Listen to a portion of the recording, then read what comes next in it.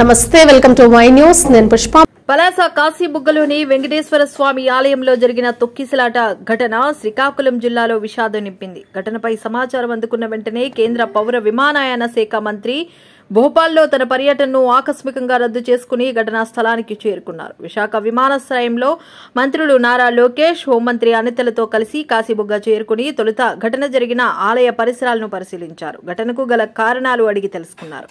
ఇకపై ఇలాంటి ఘటనలు పునరావృతం కాకుండా అధికారులను ఆదేశాలు జారీ చేశారు.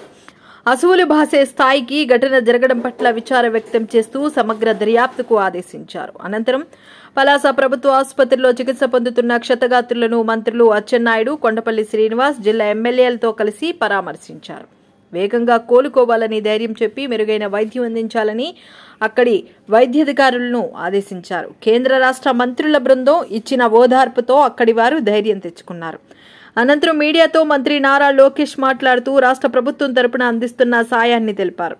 మృతుల కుటుంబాలకు ఇప్పటికే కేంద్ర ప్రభుత్వం నుండి 2 లక్షల రూపాయలను, క్షతగాత్రులకు 50,000 రూపాయలను ప్రకటించిందని గుర్తు చేసిన నారా లోకేష్, రాష్ట్ర ప్రభుత్వం తరపున మృతుల కుటుంబాలకు 15 లక్షలు, క్షతగాత్రులకు 3 లక్షలు అందజేయనున్నట్లు స్పష్టం చేశారు.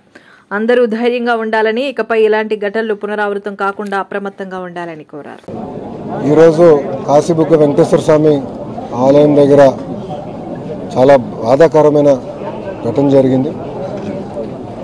అక్కడున్న భక్తులందరూ ఈరోజు ఏకాదశి అని వెళ్ళి అక్కడ ఎంట్రీ పాయింట్ దగ్గర తోపులాట జరిగి 9 మంది మనం పోగొట్టుకుంటాం జరిగింది. ఒక 16 మంది ఇంజర్ కూడా అయి ఉన్నారు. 3 స్పెషాలిటీ కేర్ అవసరం కనుక వాళ్ళని శ్రీకాకుళం జెమ్స్ కూడా ప్రభుత్వం తరలిస్తాం జరిగింది. ఈ గుడి ఒక భక్తుడు ప్రజల కోసం భూమి కానివ్వండి, గుడికి ఖర్చే ప్రతి రూపాయి పాండా గారు అన్న పెద్దాయన, సుమారుగా 94 సంవత్సరాల వయసు కలిగిన పెద్దాయన, భక్తుల కోసం వెంకటేశ్వర స్వామి గుడి ఉండాలి, ప్రజల కోసం అందుబాటులో తీసుకురావాలని కట్టారు. ఈరోజు ఇక్కడికి వచ్చిన చాలామంది భక్తులు ఇక్కడికి మొదటిసారి వచ్చిన వారు, కేవలం ఒక 10% మందే ఇది 2వ, 3వసారి వచ్చిన వారు. ఈ గుడి గత 4-5 సంవత్సరాలుగా కడతా వచ్చి గడిచిన 4 నెలల్లోనే గుడి ప్రతిష్ఠ కూడా చేస్తాం జరిగింది. ఇక్కడ లోకల్గా అధికారులు కానివ్వండి, పోలీస్ సోదరులు కానివ్వండి, ఇంతమంది వస్తారని ఎవరికి తెలియలేదు. రెండోసారి వచ్చిన భక్తులు కూడా చెప్తున్నారు, గతంలో మేము వచ్చినప్పుడు ఉల్లాసంగా వచ్చి ఎంతసేపు కాండి అంతసేపు దేవుడిని దర్శించుకుని మేము వెళ్ళేదానికి అవకాశం ఉంది. కానీ ఈసారి ఎప్పుడు లేని విధంగా ఎక్కువ మంది భక్తులు వచ్చారు. అక్కడ పైకి వెళ్ళేటప్పుడు 2 తలుపులు ఉంటాయి, 2 మార్గాలు ఉంటాయి. ఒకటి ఎంట్రీకి, ఒకటి ఎగ్జిట్కి. గుడి అనేది పొద్దున 6 నుంచి మధ్యాహ్నం 12 వరకు దర్శనం ఏర్పాటు చేశారు. దాని తర్వాత ఒక 3-4 గంటల విరామం తర్వాత మళ్ళీ సాయంత్రం పూట దర్శనాలు ఏర్పాటు చేస్తారు. పొద్దున వెళ్లాల్సిన భక్తులందరూ ఎంట్రీ మార్గం నుంచి వెళ్ళారు. సుమారుగా 11 గంటల 30 నిమిషాలకి, ఎందుకంటే 12ంటికి గుడి ముయ్యాలి కనుక ఎంట్రీ మార్గం అనేది మూసేస్తాం జరిగింది. సో లోపలున్న భక్తులందరూ దర్శించుకుని బయటికి వస్తున్నారు. బయట ఉన్నవారు మళ్ళీ సాయంత్రం వరకు ఉండాలని కొంతమంది లోపలికి వెళ్ళాలనుకున్నప్పుడు ఒకే మార్గం ఉండేగల అక్కడ తోపులాట జరిగింది. దాంట్లో ముందల పైన ఉన్నవారు, అంటే మెట్లు పై మెట్లో ఉన్నవారు ఒక్కొక్కరు పడతా వచ్చి కింద వరకు అందరు పడ్డారు. ఇంకో పక్కన మీడియా మిత్రులందరూ కూడా చూస్తుంటారు, బ్యారికేడింగ్ వేశారు. కానీ ఆ బ్యారికేడింగ్ ఏంటంటే ఫౌండేషన్ 2.5 ఇంచెసే చేశారు. జనరల్గా ఎక్కువ మంది భక్తులు వచ్చిన ప్రాంతంలో మినిమం 6 ఇంచులు లోపలికి వేస్తారు. అది అక్కడ చేయలేకపోయారు. అంతేకాకుండా ఒక సైడ్ మేము అందరం చూసాం, ఒక సైడ్లో అయితే అక్కడ బ్యారికేడింగ్ తర్వాత డైరెక్ట్గా సిమెంటే ఉంది. బీమ్ కూడా ఉంది, డైరెక్ట్గా సిమెంటే ఉంది. సో అటుపక్క పడిన వాళ్ళు చాలా ఇబ్బంది పడ్డారు, కొంతమంది చనిపోతాం కూడా జరిగింది. ఇది మాకు పొద్దున మాకు ఒక అలర్ట్ గ్రూప్ ఉంది మంత్రులకి, మాకు అది దాంట్లో వచ్చిన వెంటనే నేను ఇమ్మీడియట్గా శాసనసభ్యురాలు శిరీషక్కకి నేను ఫోన్ చేశాను. ఆమె కూడా పొద్దున 1వ తారీఖు కనుక పెన్షన్ కార్యక్రమంలో ఉంది, ఆమె ఇమ్మీడియట్గా అక్కడ బయలుదేరారు. దాని తర్వాత గౌరవ మంత్రి అచ్చెన్నాయుడు గారికి నేను ఫోన్ చేశాను. ఫోన్ చేసి ఏం జరిగిందంటే ఆయన కూడా నేను బయట ఉన్నాను, ఇమ్మీడియట్గా అక్కడికి వెళ్తున్నాను అని చెప్పాను. అధికారులు ఎస్పీ గారు కానీ కలెక్టర్ గారితో కూడా మాట్లాడారు. అందరు కూడా యుద్ధ ప్రాతిపదికంగా ఆ ప్రాంగణంకి వచ్చి ఇమ్మీడియట్గా ఎవరైతే సీరియస్గా ఉన్నారో వాళ్ళకి శ్రీకాకుళం తరలిస్తాం, కానీ ఎవరికైతే ఇక్కడ ఫ్రాక్చర్స్ ఉన్నాయో వాళ్ళని ఇక్కడ హాస్పిటల్ పలాస హాస్పిటల్ తీసుకొచ్చి వాళ్ళకి చికిత్స అందజేస్తాం కూడా జరిగింది. గౌరవ ముఖ్యమంత్రి గారు ఈ ఘటన జరిగే సమయానికి హెలికాప్టర్లో ఉన్నారు. కదిరికి ఆయన 1వ తారీఖు పెన్షన్ కార్యక్రమానికి వెళ్తున్నారు. కరెక్ట్గా 12 గంటల 50 నిమిషాలకి సుమారుగా ఆయన హెలికాప్టర్ అక్కడ ల్యాండ్ అయిన వెంటనే మేము ఆయనతో మాట్లాడటం జరిగింది. అప్పటి నుంచి ఇప్పటి వరకు కూడా అంటే ఫోన్ చేసి ఏం జరిగింది, ఎలా ఉన్నా మొత్తం తెలుసుకుంటాం జరిగింది.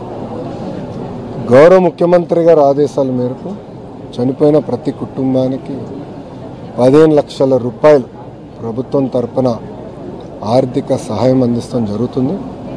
క్రిటికల్గా ఇంజన్ అయిన వాళ్ళకి 3 లక్షల రూపాయలు ప్రభుత్వం ఆంధ్ర రాష్ట్ర ప్రభుత్వం అందిస్తాం జరుగుతుంది.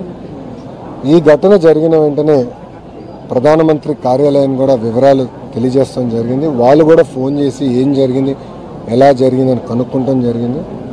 గౌరవ ప్రధానమంత్రి గారు కూడా చనిపోయిన వారికి 2 లక్షల రూపాయలు, క్రిటికల్గా ఇంజర్ అయిన వాళ్ళకి 50,000 రూపాయలు కేంద్ర ప్రభుత్వం నుంచి కూడా సహాయం అందిస్తాం కూడా జరుగుతుంది. అంతేకాకుండా చనిపోయిన వారిలో 3 తెలుగుదేశం పార్టీ సభ్యులు. సో మాకు కూడా ప్రమాద బీమా కార్యక్రమం ఉంది కనుక ఆ ప్రోగ్రాం ద్వారా ఆ కుటుంబానికి అదనంగా పార్టీ నుంచి 5 లక్షల రూపాయలు ఆ కుటుంబం కూడా అందిస్తాం జరుగుతుంది. గౌరవ ముఖ్యమంత్రి గారు ఇది తెలుసుకున్న వెంటనే నాతో మరియు డిజాస్టర్ మేనేజ్మెంట్ మార్చులు అనిత గారితో కూడా మాట్లాడటం జరిగింది. ఇమ్మీడియట్గా రాష్ట్ర వ్యాప్తంగా ఉన్న కలెక్టర్లకి ఎస్పీలందరికీ కూడా రాష్ట్రంలో ఉన్న అన్ని గుడులకి వాళ్ళ డేట్స్ ఏంటి, వాళ్ళ ప్రోగ్రామ్స్ ఏంటి, గతంలో భక్తులు ఎంతమంది వచ్చారు, రాబోయే రోజులు ఎంతమంది వస్తారు, ముందల నుంచే మొత్తం వివరాలు సేకరించి సీసీటీవీ కెమెరాలన్నీ కూడా ఏర్పాటు చేసి క్రౌడ్ మానిటరింగ్ కూడా టెక్నాలజీ వాడి చేయమని ఆయన ఆదేశాలు కూడా జారీ చేస్తాం జరిగింది.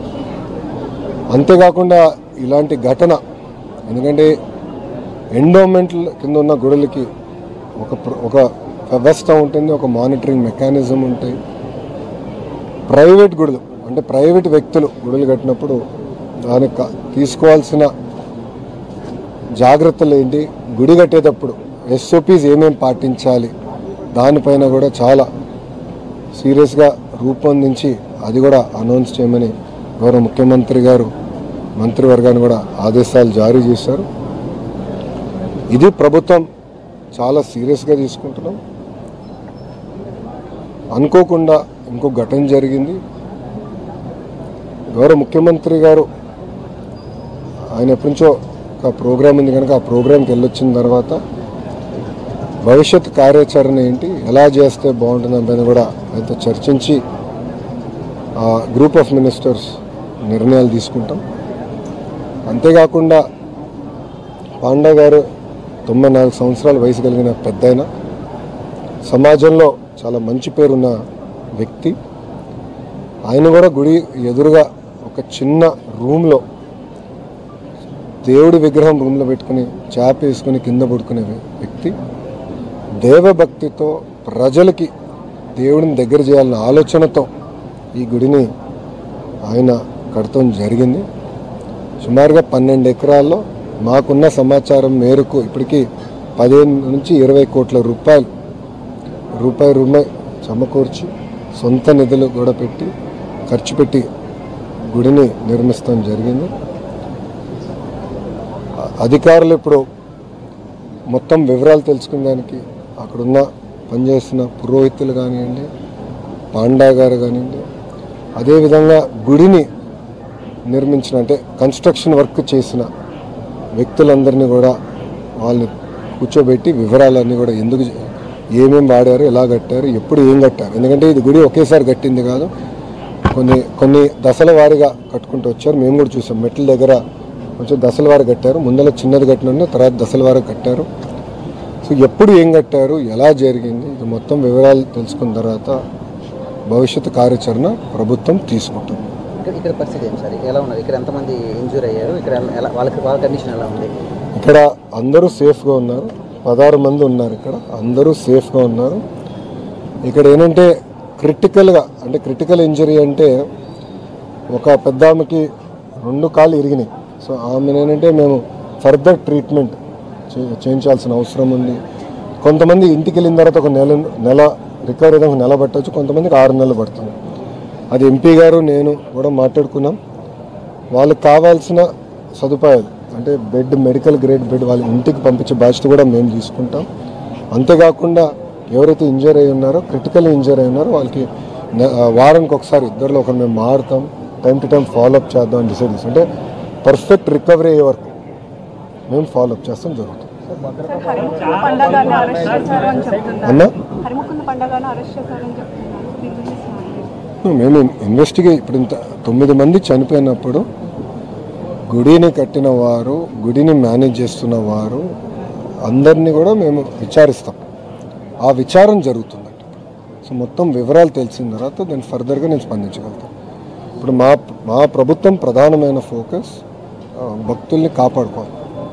సో మీరు చూస్తే చనిపోయిన వారిని కూడా ఇమ్మీడియట్గా పోస్ట్మార్టం చేసి వాళ్ళ గ్రామాలకి పంపిస్తాం కూడా జరిగింది. అంతేకాకుండా హాస్పిటల్లో ఉన్న వారందరినీ కూడా ఇమ్మీడియట్గా టేక్ కేర్ చేస్తాం. ఎమర్జెన్సీ క్రిటికల్ కేర్ కావాల్సిన ఇమ్మీడియట్గా జెమ్స్ కూడా పంపిస్తుంది. ఈ ప్రెస్ మీట్ అయినా మేము అందరం కూడా అక్కడికి వెళ్తున్నాం. సో ఒక్క నిమిషం దయచేసి పూర్తి చేయండి. ఇమ్మీడియట్గా ఎవరైతే చనిపోయారో ఆ కుటుంబాలకు మట్టి ఖర్చులకి ప్రభుత్వం నుంచి 10,000 రూపాయలు ఆర్థిక సాయం కూడా అందజేస్తాం జరిగింది. చెప్పమ్మా. మా దేవాదాయ శాఖ అధికారులు కానీ ఒక సూచన మేరకు ఆ ఆలయాల దగ్గర బందోబస్తు ఏర్పాటు చేసుకోవడానికి అవకాశం ఉంటుంది. ఇవాళ పండా గారు వారు చెప్పారా లేదా తెలియదు, అవసరం లేదు. రేపు ఆ నివేదిక మా దగ్గర ఉన్నప్పుడు ఫలానా టైంలో ఫలానా ఉత్సవం జరుగుతుంది ఆ ఆలయంలో అనేది, కాశీబొగ్గులు అనేది ఉన్నప్పుడు ఆటోమేటిక్గా జిల్లా యంత్రాంగం స్పందించే విధంగా మేము ప్రభుత్వం నుంచి నివేదికల్ని, ఆదేశాలను ఇవ్వడానికి ఒక ఆలోచన చేస్తున్నాం. ఇంకా పరిపూర్ణమైనటువంటి ఆలోచనతో రాష్ట్రం మొత్తం మీద ఇటువంటి సంఘటనలు జరగకుండా ఈవెన్ ప్రైవేట్ వ్యక్తులు నిర్మాణం చేసేటువంటి వాటిలో కూడా చేయాలనేటువంటిదే ఇవాళ మా ప్రయత్నం. ఆ ప్రయత్నంలో మేము ముందుకు వెళ్తాం. ఇంకా కూడా మా శాఖకు సంబంధించిన సీనియర్ అధికారులు ఉన్నారు, ఆగమ పండితులు ఉన్నారు. వాళ్ళందరి యొక్క ఆలోచన, వారి యొక్క సలహాలు, సూచనలు తీసుకొని ఒక నివేదికను తయారు చేసి ఒక యాక్షన్ ప్లాన్ని అన్ని జిల్లాలకి, అందరి యువలకి, ఏసీలకు, డీసీలకు పంపడం జరుగుతుంది. ఇవాళ జరిగిన ఈ దురదృష్టకరమైన సంఘటనకి మా యొక్క బాధని, చనిపోయిన కుటుంబాలకి సంతాపాన్ని తెలియజేస్తూ క్షతగాత్రులైనటువంటి వాళ్ళు త్వరగా కోలుకొని మరి నిజ జీవితంలో వారు అందరితో కలిసి ఉండే విధంగా ఆ భగవంతుడు వారిని ఆశీర్వదించాలని కోరుకుంటూ మరి ఈనాడు జరిగిన ఈ సంఘటనకి బాధను వ్యక్తం చేస్తూ సార్ అనేది తర్వాత మా సూచన అనేది మేము చేయాలి.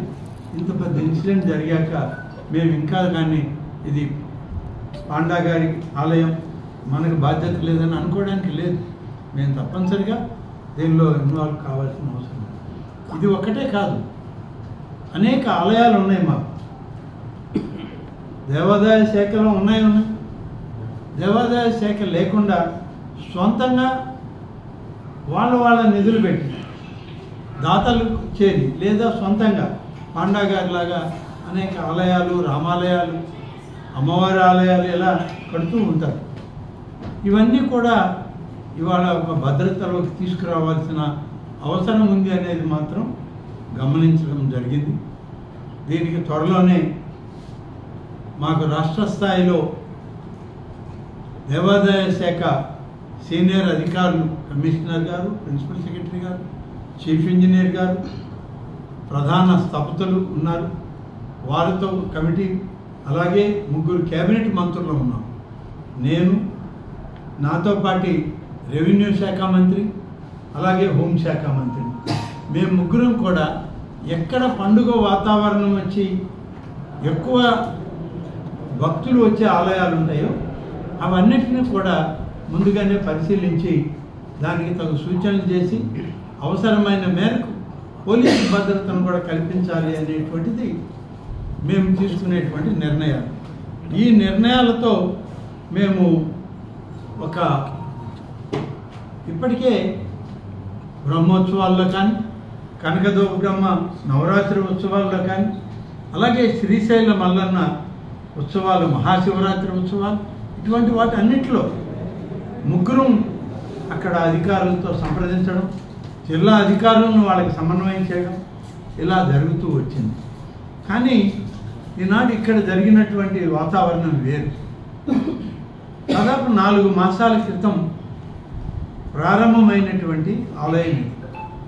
ఈ 4 మాసాల్లో ఆలయం దీనికి పూర్తి స్థాయిలో విగ్రహ ప్రతిష్ట, అలాగే కుంభాభిషేకం, సంప్రోక్షణలు అన్నీ జరిగాయి. అంటే అక్కడ కనీసం సమాధానం చెప్పడానికి దానికి తగ్గటువంటి వ్యక్తులు కూడా ఎవరు కనపడలేదు.